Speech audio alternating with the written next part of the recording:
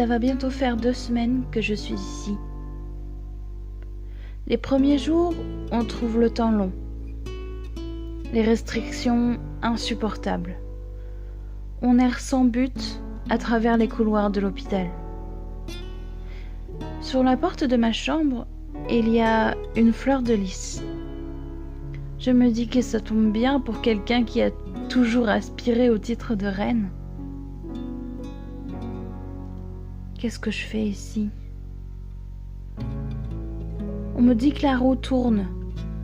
Ça fait des années que j'entends cette expression. On me dit que j'ai du potentiel, du talent même parfois, que j'ai une expérience intéressante, qu'il suffit d'y croire, et pourtant... Pourtant, je ne trouve ma place nulle part. Et je ne sais pas comment avoir confiance en moi. Comment apprécier cette vie. Souvent, je pense que j'aurais préféré ne jamais exister. Dis Nana, tu te souviens de cette lettre que je t'avais écrite? Nous étions encore au collège. Comment peut-on avoir envie de mourir à cet âge-là? Tu voulais mourir. C'est ce que je t'avais entendu dire un jour alors que nous étions assises quelque part dans la cour, entourées d'autres amis. J'ai réagi comme l'enfant passionné que j'étais. Ça m'a mise hors de moi. Et tout ce que je pouvais faire alors, c'était écrire.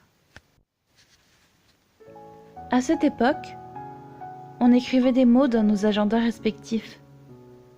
On y mettait des couleurs et des banalités. J'espère que je pourrai venir chez toi samedi.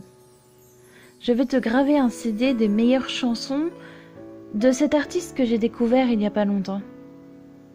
Il faut qu'on aille voir les autres au quartier. Tu savais que Marie sortait avec Michael? Je te laisse. Le prof m'a repéré.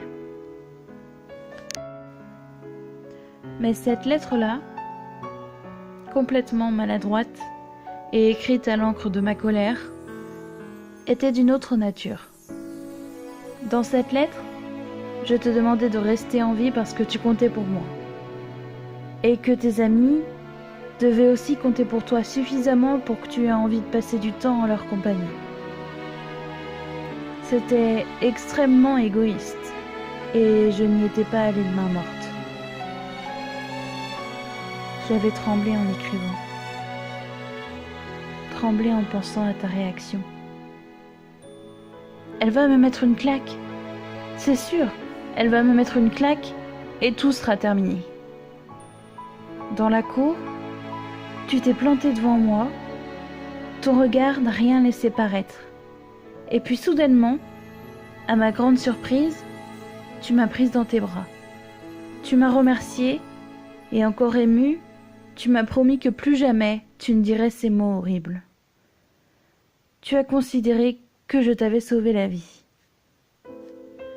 L'amitié que nous partagions alors avait quelque chose de magique, de très fort. J'aurais plutôt dû te dire que j'étais là si tu avais besoin de moi, que tu pouvais me parler ou ne pas me parler, juste rester à mes côtés si tu le voulais, que si je pouvais faire quoi que ce soit pour que tu te sentes mieux, tu pouvais compter sur moi. J'aurais simplement dû te dire que je t'aimais. Même si ça ne règle pas les problèmes, j'aurais pu être un meilleur soutien. Comme une très grande partie des gens, je ne connaissais rien des maladies mentales. Des troubles qui peuvent survenir notamment à l'adolescence et qu'il faut prendre avec un sérieux médical, pas de simples mots sur une page blanche. J'espère que de telles idées n'ont plus jamais habité ton esprit. J'ai des doutes à ce sujet. Elles hantent le mien depuis quelque temps et une lettre de toi me ferait du bien.